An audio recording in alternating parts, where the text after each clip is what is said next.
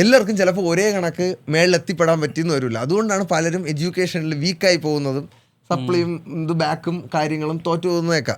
അപ്പോൾ അതെങ്ങനെ ഇമ്പ്രൂവ് ചെയ്യാന്നാണ് ശരിക്കും നമ്മുടെ ഒരു സിസ്റ്റം നോക്കേണ്ടത്. തീർച്ചയായിട്ടും. അനുസരിച്ച് എങ്ങനെ ഫീൽ ചെയ്തിട്ടുണ്ടോ? ഒരു ബേസിക് എഡ്യൂക്കേഷൻ എന്തായാലും വേണം. വോട്ടെവർ നമ്മൾ എങ്ങനെ ഏത് വഴിയിലേക്കൂടെ പോവുകയാണെങ്കിലും ഒരു ബേസിക് എഡ്യൂക്കേഷനും തുടങ്ങിയിട്ട് പിന്നെ നമുക്ക് വേണ്ടുന്ന രീതിയിൽ ചൂസ് ചെയ്യാൻ പറ്റുന്നൊരു സിസ്റ്റം വേണം എന്ന് തോന്നിയിട്ടുണ്ട്. ഇപ്പം എല്ലാവരെയും പിടിച്ച് ഒന്നിലേക്ക് ഫോഴ്സ് ചെയ്യിക്കുക എന്നൊരിതിൽ ഞാൻ യോജിക്കുന്നില്ല.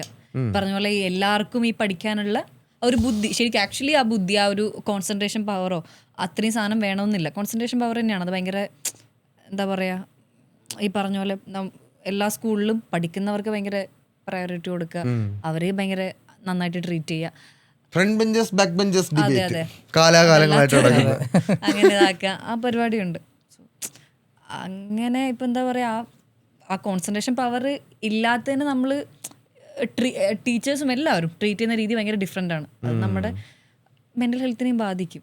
ഒരു വളർന്നു വരുന്നൊരു കുട്ടീനെ ഈ പഠിക്കാനുള്ള ഒരു ഇതില്ല, പ്രഷർ കൊടുക്കുമ്പോൾ അവരത് മെൻ്റൽ ഹെൽത്തിനെ ബാധിക്കും. സോ ആ കറക്റ്റായിട്ട് അവിടെ ആൾക്കാരുടെ സ്കിൽ ഐഡന്റിഫൈ ചെയ്ത് റൂട്ട് കൊടുക്കാൻ പറഞ്ഞ എന്തെങ്കിലും ഒരു സിസ്റ്റം വേണം. മച്ചാൻ എന്താണ് നമ്മുടെ എഡ്യൂക്കേഷൻ സിസ്റ്റത്തിൽ ചേഞ്ച് വരുത്താൻ എന്ത് കൊണ്ടുവരും? ഞാൻ അതിനെപ്പറ്റി ശ്രദ്ധിക്കാറില്ല. എന്ത് ചേഞ്ച് കൊണ്ടുവരാൻ പറ്റും പ്രോഗ്രാം? ഞാൻ ഇപ്പോൾ പറഞ്ഞ ചേഞ്ച് എന്ന് പറഞ്ഞു കഴിഞ്ഞാൽ വെച്ചാൽ ഒന്ന്, ഒരു യങ് ഏജിൽ തന്നെ ഏറ്റവും ബേസിക് ആയിട്ടുള്ള നമ്മൾ പഠിക്കാത്ത കുറച്ച് കാര്യങ്ങൾ. ഒന്ന് ഫൈനാൻഷ്യൽ മാനേജ്മെൻറ്റ്, നമുക്ക് പൈസ വന്നു കഴിഞ്ഞാൽ അതിനെങ്ങനെ ചിലവാക്കും. രണ്ട്, എങ്ങനെ പൈസ ഉണ്ടാക്കാം. ബേസിക് ആയിട്ടൊരു മനുഷ്യന് വേണ്ട നീഡാണോ? ഒരു 18 വയസ്സ്, ഒരു 17 വയസ്സ് 18 വയസ്സ് സ്കൂളിൽ നിന്ന് ഇറങ്ങുമ്പോൾ എത്ര പിള്ളേർക്ക് സ്വന്തമായിട്ട് കാശുണ്ടാക്കാൻ അറിയാം? അപ്പോൾ അത് പഠിപ്പിക്കുന്ന ഒരു നല്ല ഓപ്ഷൻ ആയിരിക്കില്ലേ? ടാക്സിനെ പറ്റി നമുക്കിപ്പോൾ അതിനെപ്പറ്റി നമുക്ക് ഒരു ഐഡിയ ഇല്ല. നമ്മളത് ഒരു വലുതായി അത് എത്തുമ്പോഴാണ് നമ്മൾ അറിയുന്നത് അതെങ്ങനെ മാനേജ് ചെയ്യാൻ നമ്മൾ പഠിക്കുന്നത്. ടാക്സ് ഒക്കെ നല്ലോണം നടക്കുന്നുണ്ടല്ലേ? അതെ അതെ.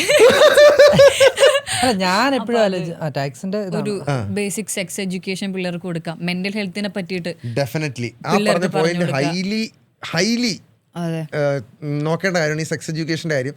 നമ്മുടെ വ്ളോഗേഴ്സിൻ്റെ ഒരു മീറ്റിന് CM പണ്ട് വിളിച്ചിട്ടുണ്ട്. അപ്പോൾ അന്ന് ഓരോ വ്ളോഗേഴ്സിന് 2 ക്വസ്റ്റ്യൻ വീതം ചോദിക്കായിരുന്നു.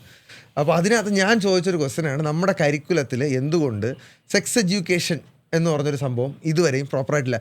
പണ്ട് നമ്മൾ ബയോളജിക്ക് ക്ലാസ്സിലിരിക്കുമ്പോഴത്തേക്കും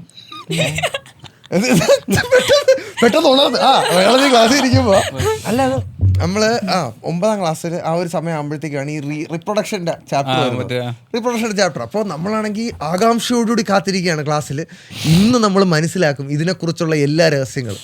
അപ്പോൾ അന്ന് ഞാൻ പഠിക്കുന്ന സമയത്ത് സ്കൂളിൽ പ്രൊജക്ടറൊക്കെ വന്നായിരുന്നു. അപ്പോൾ പ്രൊജക്ടർ വന്ന സമയത്ത് അപ്പോൾ ഞങ്ങൾ വിചാരിക്കണം ഇന്ന് നമ്മൾ കംപ്ലീറ്റ് പ്രോസസ്സ് ഇവിടെ പഠിച്ചിട്ടേ പോകുള്ളൂ. ടീച്ചർ വന്നു, ആകാംക്ഷ കാരണമാണ് ടീച്ചേഴ്സ് പഠിപ്പിക്കുന്നത്. ആ പോയിന്റ് ഒഴിച്ച് ബാക്കിയെല്ലാം പഠിപ്പിച്ചിട്ട് അല്ല, ഞങ്ങളുടെ മറ്റായിരുന്നു. ഞങ്ങളുടെ അവസാനത്തെ സബ്ജക്ട് അസൈൻമെന്റ് ആണ്. നമ്മളെ ചോദിച്ചത് അതുകൂടെ ഒന്ന് പറയോ ടീച്ചർ ഒന്നും ടീച്ചർ അതുകൂടെ ഒന്ന് പറയോ? നീ എന്താടാ എന്നെ പറ്റി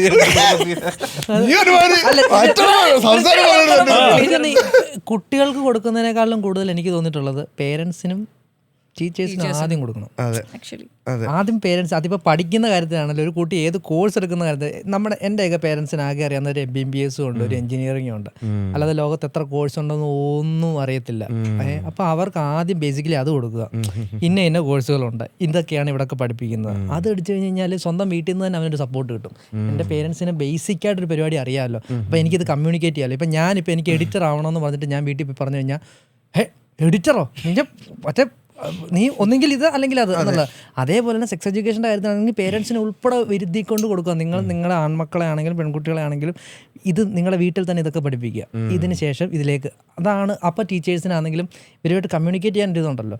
ഇതല്ലാതെ എല്ലാം പിള്ളേരിൽ നിന്ന് തന്നെ തുടങ്ങണം എന്ന് പറയുന്നിടത്ത് ഞാൻ കുറച്ച് ബാക്കിലാണ്. ഈ പിള്ളേർക്ക് ഒടുക്കത്തെ ക്യൂരിയോസിറ്റി ഉണ്ട്. അവരെങ്ങനെയെങ്കിലുമൊക്കെ ഇത് മനസ്സിലാക്കും. പക്ഷേ മനസ്സിലാക്കുന്ന ഇൻഫർമേഷൻ കഷ്ണം ആകുമ്പോഴത്തേക്കും ഫുൾ ഒരു ക്ലാരിറ്റി കാണത്തില്ല. അങ്ങനെയൊക്കെ വരുമ്പോഴാണ് ഇവർക്ക് ഒരുപാട് മിസ്കൺസെപ്ഷൻസ് ഒക്കെ വരുന്നത്.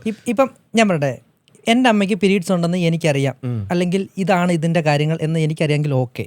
അപ്പം ഞാൻ സ്കൂളിൽ ചെല്ലുമ്പോഴും അങ്ങനെ സംഭവം കണ്ടു കഴിഞ്ഞാൽ എനിക്ക് ഇത് തോന്നേണ്ട കാര്യമില്ല.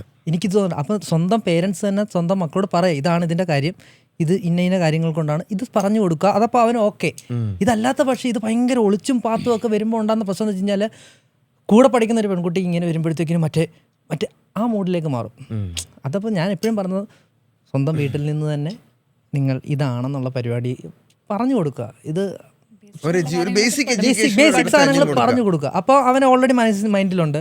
പിന്നെ സ്കൂളിൽ നിന്ന് ഒളിപ്പിച്ച് ഒരു സീക്രട്ട് ആയിട്ട് കൊണ്ടുനടക്കേണ്ടതല്ല ബേസിക് ആയിട്ട് അറിയേണ്ട കാര്യങ്ങളാണ്. എൻ്റെ ഒരു കഥയുണ്ട് ഇതിന്, ഞാൻ പറഞ്ഞുതരാം. ഈ സ്കൂളിൽ ഞാൻ പറഞ്ഞില്ലേ പഠിപ്പിക്കേണ്ട ദിവസം വന്ന് പ്രൊജക്ടറിൽ ഇടുകയാണ്. പ്രൊജക്ടർ ഓണാക്കി ടീച്ചർ വന്ന് പ്ലേ ഇട്ടപ്പോൾ നിങ്ങൾ ഇങ്ങനെ ഇരിക്കണം. അപ്പോൾ ഫസ്റ്റ് സ്ലൈഡ് റീപ്രൊഡക്ഷൻ, അടുത്തത് ദ പ്രോസസ്സ് എന്നും പറഞ്ഞിട്ട് ഒരു പയ്യൻ്റെ ഒരു കാർട്ടൂണ്, ഒരു പെണ്ണിൻ്റെ കാർട്ടൂണ്, രണ്ടുപേരും അടുത്തോട്ട് വരുന്ന ഒരു വലിയ ജ്യോതി. ആ ജ്യോതി പോയി കഴിയുമ്പോൾ കയ്യിലൊരു കൊച്ച്. ഞങ്ങളിങ്ങനെ വായ്മളന്ന് എന്താ ഇപ്പൊ ഇവിടെ ഉണ്ടായേ, എന്താ ആ ജ്യോതി? ടീച്ചർ വല്ലതും പറഞ്ഞു തരുമോ? ടീച്ചറാണെങ്കിൽ പറഞ്ഞ് നിങ്ങൾ ബാക്കി ടെക്സ്റ്റ് ബുക്ക് നോക്കി വായിച്ച് റെഫർ ചെയ്താൽ മതി. അതിൻ്റെ അകത്താണെങ്കിൽ mitochondria is the power house of the cell എന്നും പറഞ്ഞ് എഴുതിയേക്കണ കുറേ സാധനങ്ങൾ വായിച്ചിട്ടാണ് തലേ കയറണമില്ല. അപ്പോൾ അങ്ങനെ ഇരിക്കുന്ന സമയത്ത് ഞങ്ങളുടെ ബാച്ചിൽ ഈ 2 വർഷം തോറ്റിട്ട് നമ്മുടെ ക്ലാസ്സിൽ വന്നൊരു പയ്യനുണ്ട്. അപ്പോൾ അവനാണ് ഇതിൻ്റെ എക്സ്പെർട്ട്, അവനാണ് ഈ കാര്യങ്ങളെക്കുറിച്ച് ഗഹനമായിട്ട് അറിയാമെന്നുള്ളത്. അപ്പോൾ അവൻ നമ്മളെയൊക്കെ വിളിച്ചിട്ട് ഇങ്ങനെ പറഞ്ഞു തരാം, ഇങ്ങനെയൊക്കെയാണ് പരിപാടികൾ. അപ്പോൾ ഇവൻ പറയണ പല കാര്യങ്ങളിലും പല വാക്കുകളും വരുന്നുണ്ട്.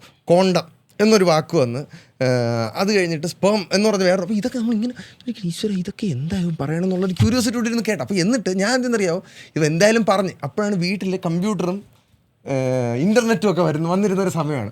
വീട്ടിൽ പോയി സെർച്ച് ചെയ്ത് നോക്കി. സെർച്ച് ചെയ്ത് നമ്മൾ ഒരുപാട് കാട് കയറി പോകുമല്ലോ. അപ്പോൾ കാട് കയറി പോയപ്പോഴത്തേക്കും ഒരു ദിവസം എന്നെ അച്ചാച്ചൻ പൊക്കി കഴിഞ്ഞിട്ട് ഞാൻ അച്ചാച്ചൻ പൊക്കിയ പൊത്തലടച്ചിട്ട് പിന്നെ ഇരുന്ന് റിസർച്ച് നടത്തിക്കൊണ്ടിരിക്കുകയാണ്. ഒരു ദിവസം എൻ്റെ അച്ഛൻ എന്നെ ഇങ്ങനെ റൂമിലോട്ട്, ഞാൻ കമ്പ്യൂട്ടർ ഇരുന്നപ്പോഴത്തേക്ക് അച്ഛൻ വന്നിട്ട് എന്നെ പറഞ്ഞു, എടാ നീ വന്നേ. ഞാൻ വന്നു അത് നീ ഇവിടെ ഇരുന്നു. അച്ഛാ പറയാ. അച്ഛൻ പറഞ്ഞ്, എടാ ഞങ്ങൾക്കൊക്കെ ഒരു തരത്തിലുള്ള മാസ്റ്റർബേഷൻ അറിയാം, നിനക്ക് എത്ര തരത്തിലുള്ള മാസ്റ്റർബേഷൻ അറിയാമെന്ന്.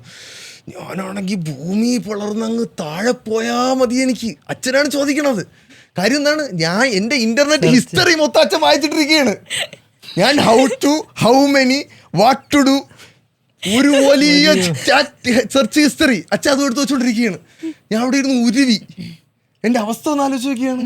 എന്നിട്ട് പക്ഷേ അച്ഛൻ ചെയ്തെന്താണെന്നറിയാമോ, അച്ഛൻ എൻ്റെ അടുത്ത് അവിടെ പിടിച്ചിരുത്തിയിട്ട് ഒരു 2.5-3 മണിക്കൂർ ഇതിനെക്കുറിച്ച് സംസാരിച്ച്, എന്താണിത്, പ്യൂബർട്ടി എന്ന് പറഞ്ഞാൽ എന്താണ്, ഞാൻ സെർച്ച് ചെയ്ത് നോക്കിയതിൻ്റെ ഡൗട്ടുകളല്ല അച്ഛൻ പ്രോപ്പറായിട്ടുള്ള റൂട്ടിലൂടെ എനിക്ക് പറഞ്ഞു തന്നു. കാരണം ഇതിനകത്ത് വെച്ചാൽ ഒരുപാട് ആർട്ടിഫിഷ്യലും സൂപ്പർഫിഷ്യലായിട്ടുള്ള കാര്യങ്ങളാണ് ഇൻ്റർനെറ്റിൽ ഇങ്ങനെ എപ്പോഴും കാണുന്നത്. നമുക്കൊരു റിയാലിറ്റി ബേസ്ഡ് ആയിട്ടുള്ളൊരു എക്സ്പ്ലനേഷൻ അന്ന് എനിക്ക് അച്ഛൻ തന്നു. അതാണ് അച്ഛൻ പറഞ്ഞ വീട്ടിൽ നിന്ന് തുടങ്ങണമെന്ന് പറഞ്ഞതിൽ എനിക്ക് അന്നാണ് എൻ്റെ വീട്ടിൽ നിന്ന് ആ ഒരു സംഭവം കിട്ടുന്നത്. അതെല്ലാം വീട്ടിലുള്ള ആൾക്കാർ ആണല്ലോ നമ്മളെ സംബന്ധിച്ചിടത്തോളം നമ്മൾ ഏറ്റവും കൂടുതൽ കാണുന്നവരും നമുക്ക് ഏറ്റവും പ്രിയപ്പെട്ടതും വിലപ്പെട്ടതും അവരാണ്. അപ്പോൾ അവർ ഈ സാധനം പറയുമ്പം അതൊരു മനസ്സിൽ കിടക്കും. ഓക്കെ എന്തോ ഉണ്ട്. അതെ. ജോമം ബ്രോ അല്ല ഇതൊക്കെ ഏത് ഒരു പ്രായത്തിലാണ്? അവിടെ പിയാറോ ഇങ്ങനെ ആക്കി തുടങ്ങി. എനിക്ക് ഇങ്ങനത്തെ പിയാറോസിന് ഇഷ്ടമല്ല. മനസ്സിലായി. എടാ എത്ര നേരം എടാ നമ്മളിപ്പോൾ തുടങ്ങിയിട്ട്? തരുൺമൂർത്തിയുടെ റെക്കോർഡാണ് ഇപ്പോൾ പൊട്ടിച്ചത്. തരുൺമൂർത്തിയുടെ എപ്പിസോഡ് 2:47 ആയിരുന്നു. അതിനിടയിലെ താഴത്തെ കമന്റ് 2:48 ദുരന്തം കേൾക്കണമെന്നോ. ഇല്ല, എനിക്ക് ഒരു നിർബന്ധമില്ല വെച്ചാൽ ഈ സംഭവം കേൾക്കണമെന്നോ. ഐ മീൻ അങ്ങനെയാണ്. കാരണം എന്ന് പറഞ്ഞു കഴിഞ്ഞാൽ ഇത് ഇഷ്ടപ്പെടുന്ന ഒരാൾക്കാർ വരും, എല്ലാവർക്കും ഇത് പറ്റത്തില്ല. പക്ഷേ ഇത് ലോങ് ഫോം ഓഫ് കമ്മ്യൂണിക്കേഷനിൽ ജെനുവിനിറ്റി ഉണ്ട്, ലോങ് ഫോം ഓഫ് കമ്മ്യൂണിക്കേഷനിൽ ഒത്തൻറ്റിസിറ്റി ഉണ്ട്. ആൾക്കാരായിട്ട് നിൽക്കാൻ പറ്റുള്ളൂ. നമുക്ക് എത്ര നേരം ഒരു കോൺവെർസേഷനിൽ ഫേക്ക് അടിച്ച് നിൽക്കാൻ പറ്റും? കൂടിപ്പോയി കഴിഞ്ഞാൽ ഒരു 20 മിനിറ്റ്, 1/2 മണിക്കൂർ.